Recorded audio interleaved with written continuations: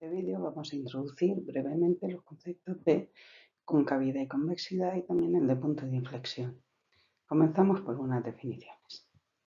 Empezamos por la definición de función convexa en un punto. Yo voy a decir que una función es convexa en un punto A, por ejemplo en este, cuando la recta tangente a la curva, que es esta que tenemos aquí, queda por debajo. En este otro punto la función también es convexa, o en este otro punto la función también es convexa. Fijaos que cuando una función es convexa tiene forma de U. Vamos a decir que una función es cóncava en un punto cuando en ese punto la recta tangente queda por encima de la curva. En este punto la función es cóncava, en este punto también la función es cóncava, y en este punto de aquí la función también es cóncava. En inglés resuelven el problema de la concavidad y la convexidad antes, porque cuando una función es convexa decimos que la función concaves up. Y cuando una función es cóncava, decimos que la función concaves down. Up and down. Cóncava hacia arriba y cóncava hacia abajo, es como dicen en inglés y como también lo dicen algunos autores en español. En lugar de convexa y cóncava, dicen cóncava hacia arriba y cóncava hacia abajo. En inglés, concaves up, concaves down. Y también tenemos que definir lo que es un punto de inflexión. En inglés, inflection point. Es un punto donde la función cambia de, por ejemplo, aquí es de cóncava a convexa, o también podría cambiar de convexa a cóncava. Eso es un punto de inflexión. Vamos a ver ahora es qué relación tiene la concavidad y la convexidad con la segunda derivada de una función. En primer lugar tenemos estas tres propiedades que, aunque son muy interesantes, no son muy prácticas. La primera dice que si una función es convexa en un punto A, entonces su derivada segunda es positiva o cero. Si una función es cóncava en un punto A, entonces su derivada segunda es negativa o cero. Y si lo que tenemos en A es un punto de inflexión, entonces la derivada segunda es cero. Todo esto está muy bien, pero normalmente lo que nos pasa a nosotros es que no sabemos si es cóncava, convexa o si es un punto de inflexión. Entonces son mucho más interesantes estas tres propiedades que tenemos aquí. Si la derivada segunda en un punto es positiva, entonces la función es convexa, tiene forma de U.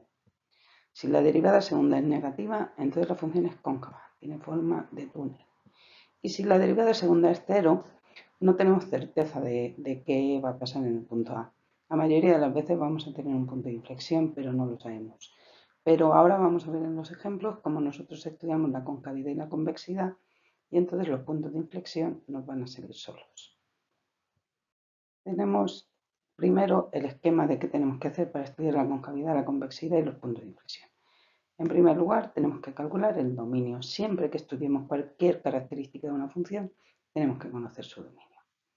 En segundo lugar, como acabo de decir que la derivada segunda está relacionada con la concavidad, tenemos que calcular la derivada segunda y saber en qué punto la derivada segunda vale cero, es decir, igualar la derivada segunda a cero y resolver la ecuación.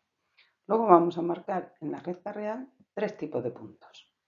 Los puntos de discontinuidad, los puntos en los que la función no es derivable y también los puntos en los que la derivada segunda es cero. Una vez que hemos marcado esos puntos en la recta real, vamos a estudiar el signo de la derivada segunda y vamos a sacar conclusiones. Vamos a ver todo esto en tres ejemplos diferentes. Vamos a estudiar la concavidad. Cuando decimos estudiar la concavidad, queremos decir estudiar la concavidad, la convexidad y los puntos de inflexión de la función x al cubo menos 3x. Claro, como esta es una función polinómica, pues se denomina todo el conjunto de los números reales. La derivada primera es 3x cuadrado menos 3 y la derivada segunda es 6x. Si igualamos la derivada segunda a 0, me queda 6x igual a 0 y por tanto x igual a 0. Entonces solo vamos a marcar en la recta real el 0 porque es el punto en el que vale 0 la derivada segunda. Y ahora tenemos que estudiar el signo de la derivada segunda de esta, de f segunda de x igual a 6x. Escojo un punto aquí, por ejemplo, menos 1, y 6 por menos 1 es menos. Escojo un punto en este intervalo, menos 1. Y como 6 por menos 1 es menos 6, en negativa anotamos el signo menos. Escogemos otro punto en este intervalo, por ejemplo el 1. Como 6 por 1 es 6, es positiva, y anotamos un punto más, un más. O si queréis podemos anotar aquí que es convexa, y aquí que es cóncava. También lo podemos simbolizar así. Entonces la función es convexa desde 0 hasta menos infinito, donde la derivada segunda es positiva. Es cóncava desde menos infinito hasta 0, donde la derivada segunda es negativa. ¿Y qué tipo de punto es 0? Pues como la función cambia de ser cóncava a ser convexa, es claro que en 0 tenemos un punto de inflexión. Veamos otro ejemplo. Esta función es un poquito más compleja. Tenemos f de x igual a x más 1 partido por x menos 2. El dominio claramente es todos los números reales menos el 2. Si hacemos la derivada primera aplicando la regla del cociente, me sale menos 3 partido por x menos 2 al cuadrado. Eso lo podéis hacer en casa si queréis. Si hacemos la derivada segunda y simplificamos, nos queda 6 partido por 2x menos 2 al cubo. Claro, si yo quiero igualar la derivada segunda a 0, me queda 6 partido por x menos 2 al cubo igual a 0. Pero para que una fracción sea 0, quien tiene que ser 0 es el numerador. Y eso es imposible porque 6 es distinto de 0. Por tanto, esa ecuación no tiene solución. Por tanto, ¿qué es lo único que vamos a marcar en la recta real? En la recta real vamos a mandar el 2. ¿Por qué marcamos el 2? Porque es un punto de discontinuidad. Y otra vez estudiamos el signo de la derivada segunda. Cogemos un punto en este intervalo, por ejemplo, 0. 0 menos 2 es menos 2 al cubo es menos 8. 6 entre menos 8 es negativo. Sabemos que la función es cóncava. Cogemos un punto en este intervalo, por ejemplo el 3. 3 menos 2 es 1 al cubo es 1 y 6 entre 1 es 6, positivo. Por tanto, aquí la función es convexa. Podemos anotar el menos y el más, o si nos satisface más el símbolo de concavidad y de convexidad, porque así lo tenemos más claro, también lo podemos anotar. Por tanto, esta función es convexa desde 2 hasta más infinito y es cóncava desde menos infinito a 2. Y muchos de vosotros podríais pensar, vale, pues 2 es un punto de inflexión porque la función cambia de cóncava a convexa. Pero no. ¿Por qué no? Porque el dominio de la función es todos los números reales menos el 2.